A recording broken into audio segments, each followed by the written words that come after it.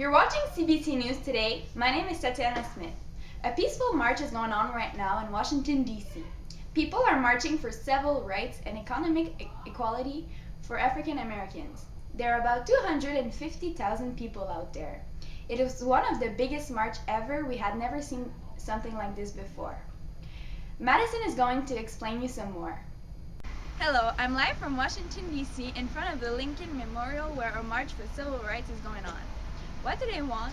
They want the elimination of racial segregation in public school, protection for demonstrators against police brutality, a major public works program to provide jobs, the passage of a law prohibiting racial discrimination in public and private hiring, a $2 an hour minimum wage, and a self-government for the District of Columbia, which has a black majority. This march has been organized by the 6th biggest group for African Americans' rights.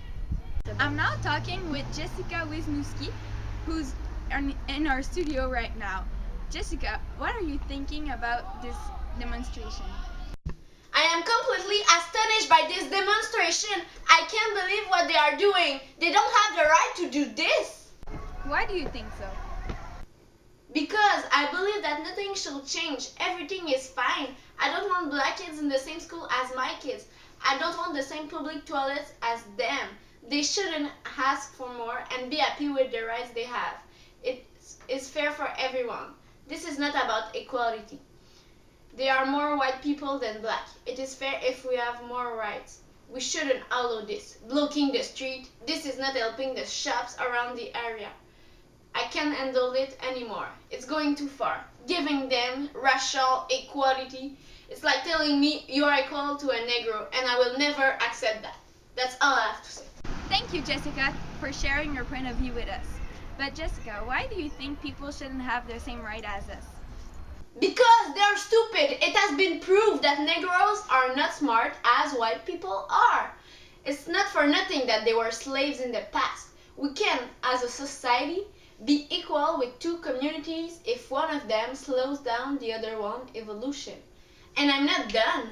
Our environment becomes dangerous. They transform some of our neighborhood into violent ghetto. We can't go there now because of them. It's a part of the city that we lost. They fight and steal all the time. Why should we trust them? Why should we give them rights that they don't deserve? I'm done with them. I just hope that this disgusting community gets out of my country. It's now time for Martin Luther King Jr. to start his speech. President John F. Kennedy showed very little enthusiasm for the march. The march began without their 6 leaders who arrived later because they were busy meeting with people from the Congress. They were signing a promissory note to which every American was to fall heir. This note was a promise that all men, yes, black men as well as white men, would be guaranteed the unalienable rights of life, liberty, and the pursuit of happiness. It is obvious today that America has defaulted on this promissory note insofar as her citizens of color are concerned.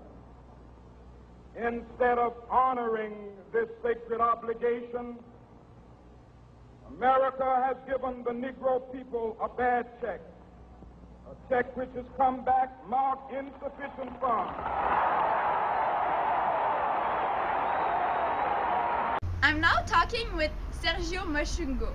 How do you feel after hearing Martin Luther King's speech? I'm so happy. Wow. I hope that this speech and this march will bring something to our world.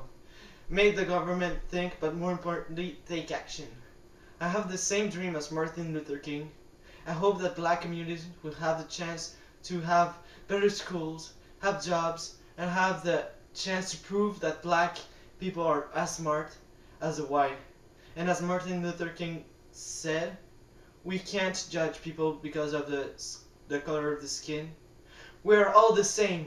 We think, we eat, we work, and we love. Every black can do the same as a white person do. Society just don't give us the chance to prove our capacities. What do you expect from the government? I expect the government to take action by making a Civil Rights Act that will give us more rights, that will end segregation in public places. I hope that our leaders' words will be heard by the President. I hope that this administration will be a turning point in the history of black and white communities in the world. I want the government to take position. I want them to ban the Jim Crow laws. Also, employment discrimination on the basis of race, color, religion, sex, or national origin. I hope that all this pressure we are putting on the government, on them, will bring good results for us. Thank you for watching CBC News.